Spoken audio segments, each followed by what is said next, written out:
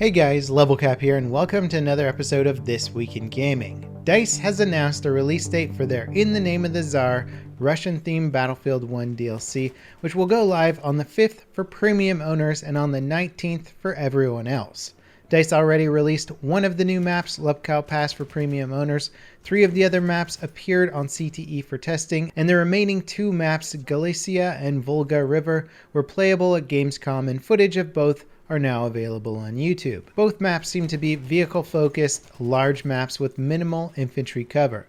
With most of the other maps in this DLC being geared more towards infantry combat, it's nice to see DICE not leaving players that prefer vehicle combat hanging. A new game mode called Supply Drop will also debut during this Tsar DLC. In it, players fight over a single randomly placed capture point.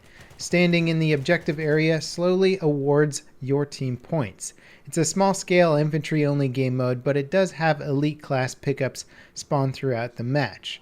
The DLC will also include some new operations. Overall, In the Name of the Tsar is shaping up to be a pretty huge addition to Battlefield 1. With 6 maps, 11 new weapons, 2 factions, a new game mode, and more, it has a lot to offer players. That said, Battlefield 1's previous expansion, They Shall Not Pass, is pretty hard to find active servers outside of Conquest, at least on the PC. Hopefully things like the announcement of Revolution Edition and sales on Battlefield 1 Premium will get this content in the hands of more players. Also, the Battlefield 1 CTE has released a huge weapons overhaul patch that is basically changing so many things about the weapon dynamics that Battlefield 1 may very well feel like a new game once this patch goes live. Many of the changes being made to these weapons are gripes that I've had with the gun balance since early game, and it should allow for a lot more weapon variety and even faster time to kill with many of the weapons in Battlefield 1. This could be, in fact, one of the most impactful balance changes to the game so far, and it's unfortunate that it's taken this long, as I've been critiquing these aspects of Battlefield 1 since launch, but better late than never.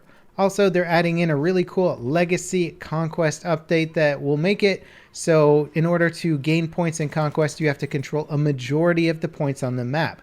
This makes Conquest play out like it used to in Battlefield 3 and Battlefield 4, and they're going to be testing it on CTE. Hopefully everybody likes it, and we can get this patched into the way that normal Conquest works.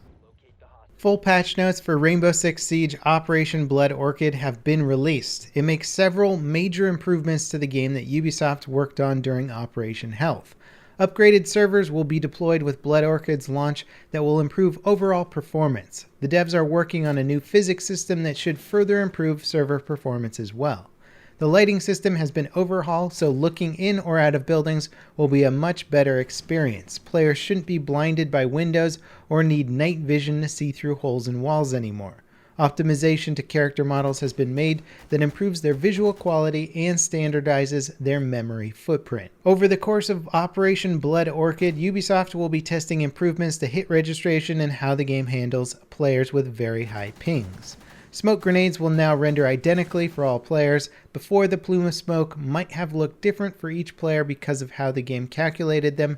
Now all players will see the exact same thing. There's also several balancing and gameplay adjustments being made with the new patch. Some highlights include enemies now need to be scanned to be ID'd by drones. Barbed wire has been slightly nerfed in that it takes less hits to destroy it. Fuse's cluster charge pellets will travel in more predictable ways. Several weapons now have more reserve ammo. The damage drop-off models for all weapons has been changed to standardized systems so players can more easily keep track of them. This is an incredibly extensive patch that really changes up some of the game fundamentals, and the patch notes are several pages long. If you're a Siege player, I highly recommend you check them out.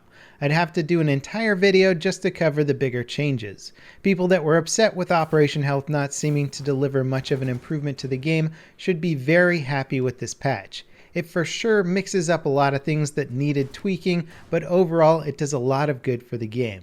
As for the new map, Theme Park, it's certainly an interesting map. It features some long corridors and open areas, great for long-range engagements. It's also got plenty of smaller rooms and hallways for close-quarter combat. The new operators, Ella, Ying, and Legion, are interesting but nothing too game-changing. But Ying's Candela flashbang gadget seems to be pretty darn powerful. She can basically flashbang an entire room, so be on the lookout for her.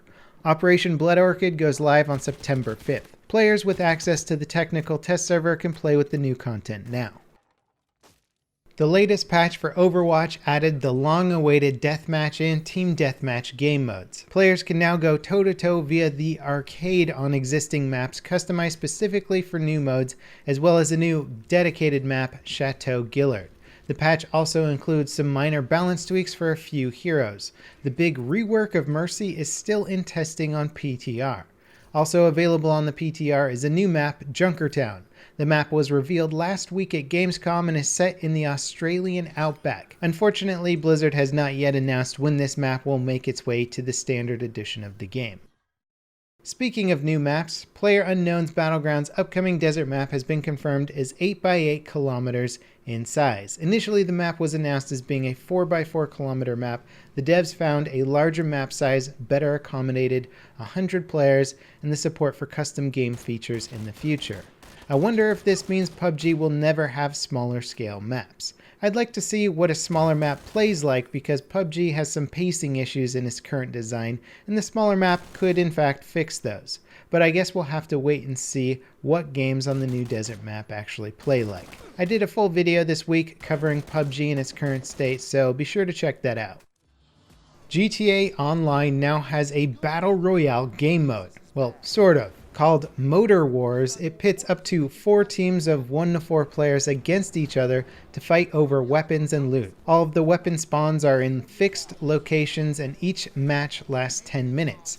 The last team with a player left standing wins. The play area shrinks over time, forcing everyone closer and closer together. Players can use armored vehicles to get around, but they have been balanced, so staying in one for long periods of time can be very dangerous. It definitely seems like a fun addition to GTA Online, but won't be knocking PUBG down anytime soon.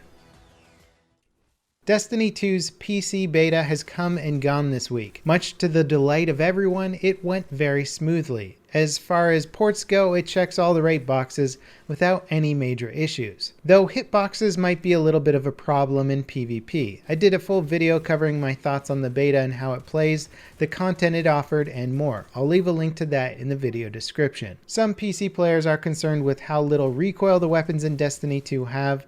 On consoles, guns like hand cannons are considered high skill compared to the more general purpose weapons like auto rifles and SMGs. But on PC, they're laser accurate and easy to use as any other gun. Perhaps Bungie should look into platform-specific balancing for Destiny 2. PvE, at least in the beta, was a pretty easy walkthrough on PC because landing critical hits isn't as challenging as it is with a controller. As for the future of Destiny 2 content, details regarding the game's first DLC have potentially leaked. Kotaku reports the first game's expansion will be called The Curse of Osiris and is scheduled to launch in December. It will include a new patrol zone on Mercury and a new social space.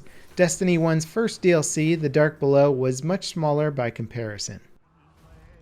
Call of Duty World War II's PlayStation 4 beta has been analyzed by Eurogamer. They found it runs at a nearly locked 60 FPS on console and features some of the enhancements made to the game's engine from Advanced Warfare. The game's second beta is currently live on both Xbox One and PS4. There's still no word on the release date for PC beta though. The PC port quality of COD titles has left a lot to be desired for years now. For me, that will be the game's biggest test. Wild West Online is getting an alpha release. Starting on the 15th, players that pre-ordered the upcoming PC Action MMO will get access to parts of the massive map, some PvE missions, and PvP combat. Pre-orders are still available in 3 editions ranging from $20 up to $60, though not for long as the game is currently on sale at a reduced price. All editions grant access to the alpha, but only the most expensive one grants players access to the game's planned beta. Bethesda have upset the gaming community yet again with more paid mods controversy. Last year they announced the Creation Club for Fallout 4 and Skyrim. It was described as a hub for Bethesda and third-party made content that players could purchase using credits that cost real money. The idea was Bethesda would take steps to ensure that all content hosted on the Creation Club runs properly. Unfortunately though, it seems like all that the service offers is cosmetic skins, some with just look-alike copies of existing mods. The good news, however, is Bethesda's tight control on the content available via the Creation Club means modders won't have to deal with their work being stolen and sold. Bethesda's previous attempt at paid mods using the Steam Workshop let pretty much anyone post content with a price of their choosing. Before it was shut down, the system was heavily abused, with many modders taking all of their work offline in protest. The Creation Club doesn't allow that kind of activity, but it is still charging money for things players can already get online for free. In our final story this week, The Division's next update will be its biggest to date. It includes a new playable area, new PvE and PvP modes, a new social space, new weapons, and much more. The new PvE mode is essentially a horde defense mode where players will fight against waves of progressively harder enemies. The new PvP mode is just team deathmatch but played on specific maps built for that mode. The new playable area is called West Side Pier. It has 2 zones and features a new spawning system so enemies won't be in the same places. The update may include new story missions that expand on the game's campaign. It launches this fall, but no exact date has been confirmed. It will be free to all players. Anyway, that concludes today's episode of This Week in Gaming. Some major overhauls to Battlefield 1 CTE and the new patch for Rainbow Six Siege. Really good news if you play either of those 2 games.